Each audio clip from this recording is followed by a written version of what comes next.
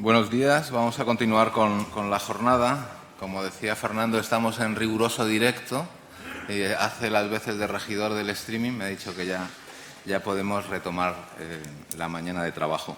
En primer lugar y brevemente, quería felicitar a Spaimba, ¿no?, a Madalena, por esta iniciativa, que realmente nos hace vernos aquí muchas entidades, muchas instituciones, muchas personas que sumamos en un proyecto común, ¿no? Y en ese sentido, daros la enhorabuena, felicitaros al equipo y, bueno, pues resaltar la importancia de tener al Gobierno de España, en Ignacio Tremiño, también en la subdelegada de Gobierno, a Cristina Herrera como comunidad autónoma, al Ayuntamiento con su alcalde. Lo importante que es para nosotros, ¿no?, que la universidad forme parte intrínseca de lo que es nuestra actividad, y en ese sentido también lo creemos que es un éxito. Y junto a eso, pues las entidades sociales y especialmente lo que supone FEAPS. El presidente de FEAPS Extremadura, que está aquí, don Miguel Ortega, pues el presidente de Placiat o el gerente Sebastián. Yo creo que todos conformamos una familia que hoy está hablando de inteligencia límite. Y hablabais también de la importancia del límite y de la frontera.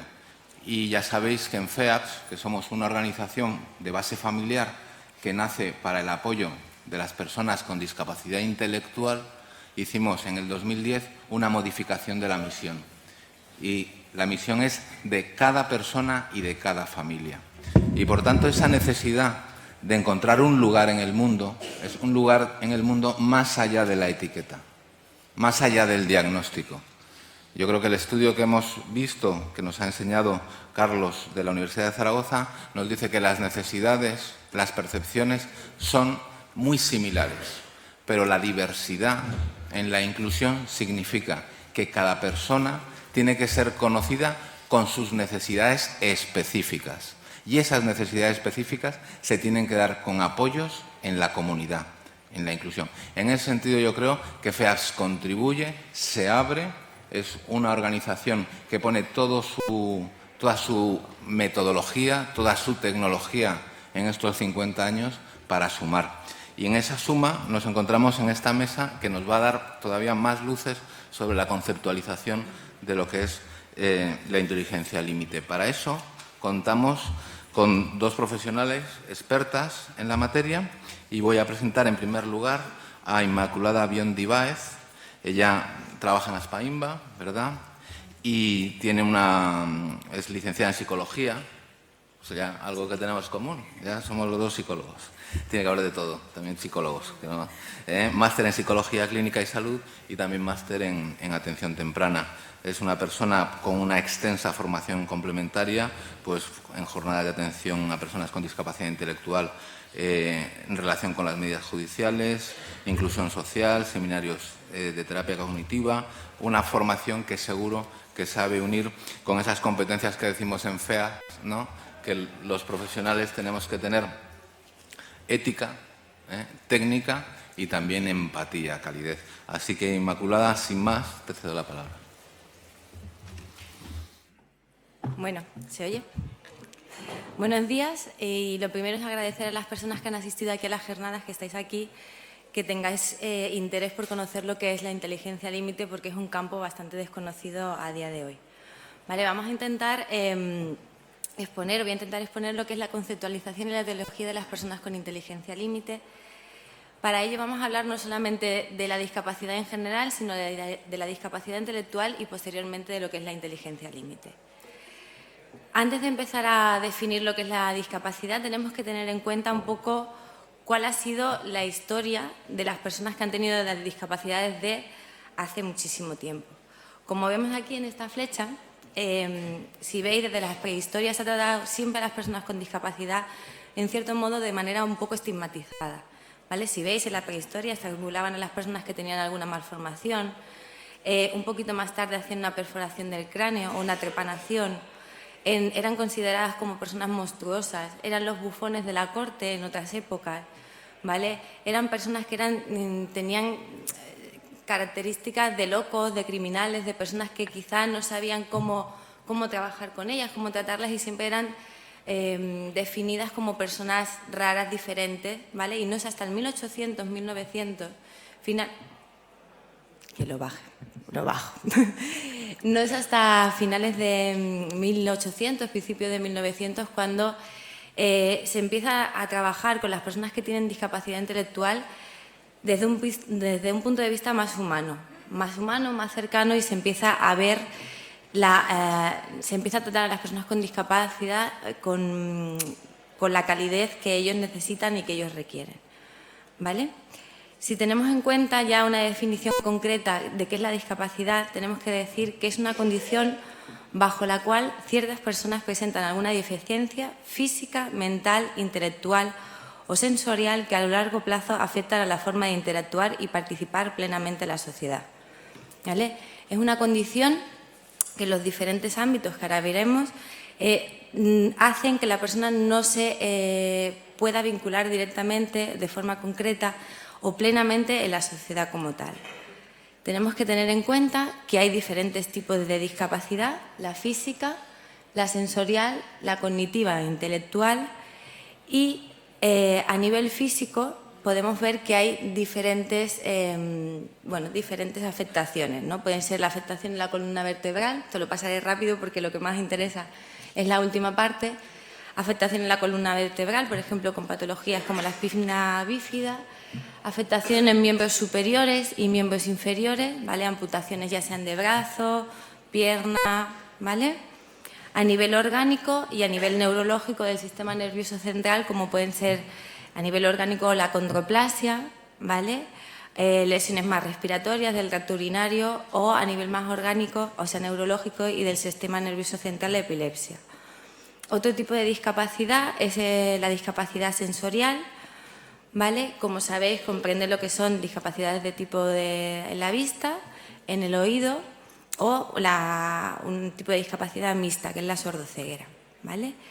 Pero la que a nosotros nos interesa, que es por lo que estamos aquí, es la discapacidad intelectual, ¿vale? Para entender un poco el concepto de discapacidad intelectual, tenemos que ver, según la definición de Lukácson y colaboradores, que se interpreta como unas limitaciones significativas en el funcionamiento intelectual de la persona, pero no solamente en el funcionamiento intelectual. No solo tenemos que hacer referencia a que a nivel DCI, como se hablaba antes, hay una limitación, sino que también lo hay en la conducta adaptativa, que ahora veremos qué es eso de la conducta adaptativa, y a nivel social, a nivel práctico, a nivel social y a nivel conceptual, ¿vale? Y que siempre tiene que ser originada antes de los 18 años.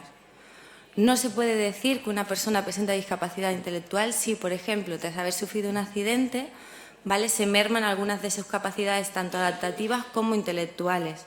Solamente la discapacidad intelectual se tiene que reconocer antes de los 18 años, ¿vale? Hay varios modelos, ¿vale? Por ejemplo, el modelo de la CIF, de la Clasificación Internacional de la Discapacidad y la Salud, que habla de que existe una condición de salud que queda reflejada como trastorno o enfermedad, ¿vale?, que va a depender un poco de la clasificación diagnóstica de la CIE-10, que es la que utilizan los profesionales de la salud para diagnosticar los tratamientos, ¿vale? Hay una condición de enfermedad o salud. En este caso vamos a poner, por ejemplo, que hay una amputación del pulgar, ¿vale?, que afecta a una serie de estructuras. En este caso sería un tipo de discapacidad física, afecta a una serie de estructuras, y que esa afectación en las estructuras va a hacer que haya una limitación en la actividad en el día a día, ¿vale? Y no solamente eso, sino que va a restringir su participación o no en la vida en la comunidad de una forma u otra, ¿vale? Y no solamente va a depender de eso, sino que va a haber otro tipo de factores, como son factores ambientales, ¿vale?, o factores personales, que van a influir a la hora del desenvolvimiento de esa persona en su día a día y en el desarrollo de la misma, ¿vale? Pero este es un modelo más orientado al tema de la salud, pero si tenemos en cuenta sobre todo lo que a la parte que a nosotros nos interesa, vamos a centrarnos sobre todo en el modelo teórico de retraso mental de la Sociedad Americana, ¿vale?, de 2002, que dice que una persona con discapacidad intelectual, en este caso, se van a evaluar diferentes aspectos, como son las capacidades intelectuales con pruebas específicas, la conducta adaptativa, que va a hacer referencia a nivel de higiene, a nivel de vestido, a nivel, por ejemplo, de control del tiempo, de manejo del dinero, de actividades de ocio, cómo esa persona se desenvuelve en la sociedad, cómo esa persona participa e interactúa con otro tipo de personas a nivel más social, la salud de esa persona que tiene discapacidad intelectual, es decir, tenemos que tener en cuenta, y esto sí que es importante que lo sepáis, que las personas con discapacidad intelectual pueden ser propensas a tener cualquier otro tipo de enfermedad, eso está claro, pueden tener diabetes, pueden tener cualquier otro tipo de enfermedad, pero aparte tienen un 40% más de posibilidades de tener una enfermedad mental asociada a esa discapacidad intelectual. Por lo tanto, vamos a tener que orientarnos también y centrarnos en esa parte de la salud de la persona. Y el contexto, no es lo mismo nacer, como sabéis, en un ambiente más depravado, sin menos estímulos, que en un ambiente más rico de estimulación, con más capacidad de poder acceder a recursos y a tener una vida más rica en ese sentido. Entonces, vamos a hacer un análisis de todas estas áreas y vamos a ver qué apoyo necesita la persona. La orientación a día de hoy lo que hace es decir, vale, tenemos una persona con discapacidad, con ella no es tanto qué le falta, sino qué necesita y qué apoyo le vamos a dar nosotros para que pueda acceder poco a poco a lo que es el recurso y a lo que necesita la persona a nivel de apoyos y cualquier tipo de intervención. ¿Vale? Por lo tanto, hemos de definir la discapacidad intelectual no como una enfermedad, porque no lo es, ¿vale? Sino, ¿vale? No como una discapacidad, sino más bien como un problema de funcionamiento global de la persona, como un problema de cómo se desenvuelve la persona en el día a día, qué es capaz de hacer, qué no es capaz de hacer, en qué va a necesitar ese apoyo, cómo se lo vamos a tener que dar, porque eso es muy importante, cómo se lo vamos a tener que dar la persona que le proveemos los recursos, ¿vale? Por otra parte, hemos de tener en cuenta que hay una clasificación de la discapacidad y que aquí sí que nos basamos más en lo que es el tema del CI, pero bueno, para que sepáis un poquito, hablamos de retraso mental leve, aquellas personas que su CI está entre 50 y 70, medio entre 35 y 50, grave entre 20 y 40 y profundo inferior a 20, ¿vale? Pero tenéis que tener en cuenta que lo que hoy se llama inteligencia límite, o de lo que hoy estamos hablando, existe solamente en un capítulo del DSM-4, que es lo que utilizamos más bien en el tema de los psicólogos, un capítulo en la página 600 y pico al final del libro, que habla de la inteligencia límite y que solamente existen 2 o 3 líneas referidas a la inteligencia límite. O sea, imaginaros la importancia del estudio que antes ha comentado Carlos, porque no hay prácticamente muy poca información acerca del tema y hay mucho desconocimiento. Entonces, por eso es tan importante esta jornada y que tengáis formación al respecto. ¿Vale? En función de la discapacidad que tenga la persona, tenemos que tener en cuenta que, si vemos ese listado, tenemos que tener en cuenta que cuanta mayor discapacidad, ¿vale?, mayor agravamiento de esas características. Es decir, cuanta mayor discapacidad presente la persona, va a tener más dificultades a la hora del autogobierno y la autodeterminación, van a tener más dificultades para ser personas más independientes, ¿vale?, van a ser menos autónomas, van a tener más dificultades a la hora de las habilidades sociales y de comunicarse con su entorno, ¿vale? Van a conseguir van a tener un nivel de formación más bajo, van a tener trabajos menos cualificados o a lo mejor no pueden conseguir esos trabajos, van a tener que tener las tareas mucho más supervisadas, un lenguaje mucho más escaso, ¿vale?, una supervisión más constante, un apoyo más generalizado que nosotros hablamos, ¿vale? O puede haber enfermedades más neurológicas, ¿de acuerdo? Voy muy rápido, pero como tengo tan poco tiempo, pues tengo que ir así, ¿vale? En función del tipo de apoyo, las personas con inteligencia límite, que eso lo veremos ahora, vamos a hablar de que van a necesitar un apoyo intermitente, pero sí que es cierto que si hablamos de discapacidad en general, hablamos de apoyos extensos, generalizados, limitados e intermitentes en función de lo que la persona necesite. Es decir, un apoyo generalizado va a tener un apoyo constante para la persona, ¿vale?, y una intensidad de los mismos que va a ser muy alta. Un apoyo extenso va a tener menos apoyo que el generalizado, pero también lo va a requerir. Limitado, pues bueno, poquito a poquito le vamos a dar los apoyos y sobre todo el apoyo intermitente es para las personas que tienen inteligencia límite, aunque también lo pueden recibir otras personas. Pero son formas de decir un apoyo puntual en una actividad concreta que la persona necesite. ¿De acuerdo?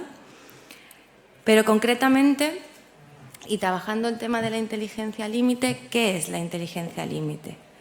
Vale, la inteligencia límite podemos decir que se encuentra en el primer nivel, ¿vale? En el primer escalón de lo que es la discapacidad intelectual, ¿vale? Que a día de hoy no existe una definición ni clara ni concreta sobre la misma y cercana a la normalidad, entendiendo normalidad como la población general, ¿vale? Y con un diagnóstico que generalmente es tardío y ahora después en las siguientes ponencias veremos a ver por qué, ¿vale? Son personas que tienen su CI situado entre 70 y 85, ¿vale?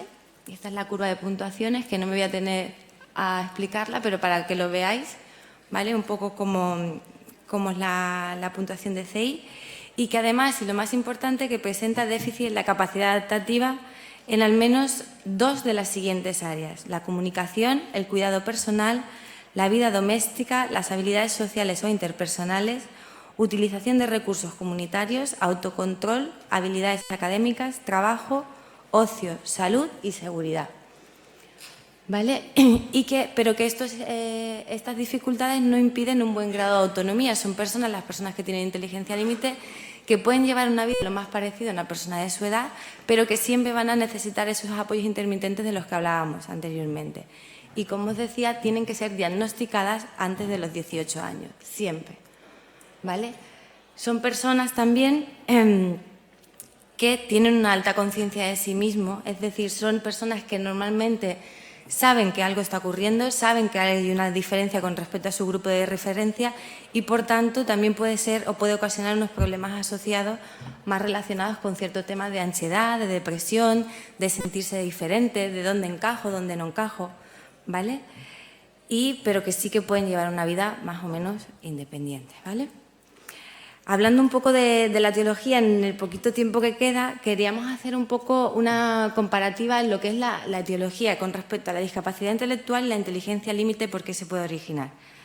Si vemos aquí lo que son alteraciones cromosómicas, que hay mucho más, pero hemos puesto algunas cuantas, ¿vale? Podemos ver que, por ejemplo, el síndrome de Down se da con discapacidad intelectual moderada y discapacidad intelectual ligera, y que en inteligencia límite solamente se da el mosaicismo, que es un tipo específico de personas que presentan síndrome de Down, pero es algo muy concreto, ¿vale? En síndrome de Prader-Willi, por ejemplo, solamente se da en discapacidad intelectual ligera, en un 34% y un 27% en inteligencia límite. El síndrome de Angelman solamente se da en discapacidad intelectual grave y moderada, no se da en inteligencia límite. El síndrome de Williams se da en ligera y en moderada, no se da en inteligencia límite. ¿Vale? Alteraciones genéticas como la fenilcetonuria, el X frágil y el Lesch-Nyman solamente se da en discapacidad intelectual, dependiendo de cada una, en una gravedad u otra, pero en inteligencia límite no se da. ¿Dónde nos tenemos que centrar concretamente? En las causas ambientales, ¿vale? Sobre todo de las prenatales, perinatales y postnatales, por ejemplo, personas que han sufrido. Nosotros nos encontramos con personas que la familia nos cuenta que durante el parto ha habido algún problema, que ha habido una falta de oxígeno, que a lo mejor luego la persona con discapacidad ha tenido una meningitis, ¿vale? O ha tenido fiebres muy altas. En esto es donde concretamente nos tenemos que centrar, tanto en las causas ambientales como en las biológicas orgánicas, ¿vale? No solamente hace referencia a lo que decíamos de enfermedades concretamente, sino también a nivel ambiental. Una persona que está privada de estímulos, una persona que tiene carencias socioafectivas, todo eso puede influir en que se dé una inteligencia límite. No estamos diciendo que sea causa-efecto, pero sí que hay características que se repiten una y otra vez, ¿vale? Y aquí es en inteligencia de límite donde nos tenemos que hacer sobre todo hincapié y nos tenemos que centrar, ¿vale? Para terminar, sí que quiero hacer referencia a que existen para los profesionales y futuros profesionales que estáis aquí, ¿vale? Que existen una serie de signos de alerta que tenemos que tener muy en cuenta cuando nos encontramos con personas con inteligencia límite. Y es que son personas que han podido tener una falta de oxígeno durante el parto, en el momento del parto, que han podido tener o presentar convulsiones febriles, que han podido tener muchas otitis de repetición, epilepsia. Estas son características que nos suenan como, no quiere decir que las tengan, por tener una otitis no van a tener inteligencia límite, pero sí que es cierto que muchos profesionales de la salud lo pasan por alto o no le dan la importancia que luego puede llegar a tener, que no siempre la tiene, pero a veces sí, ¿vale? Han tenido un retraso en la adquisición del lenguaje, un retraso psicomotor, dificultades en la psicomotricidad fina y gruesa, problemas de atención, dificultades de aprendizaje, problemas en el juego, ¿vale? Todos esos son unos signos de alerta que nos pueden hacer pensar que, ojo, podemos estar delante de una persona que tiene inteligencia límite. ¿De acuerdo? No puedo correr más. ¿Vale? Entonces, bueno, simplemente cuando termine mi compañera Nuria, pondremos un vídeo para que hagáis un poco, para que veáis un poco cómo son las personas con inteligencia límite. Y bueno, muchísimas gracias por su atención.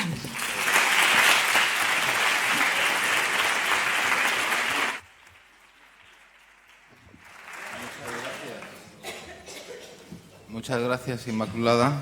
Yo creo que has hecho un dibujo certero del concepto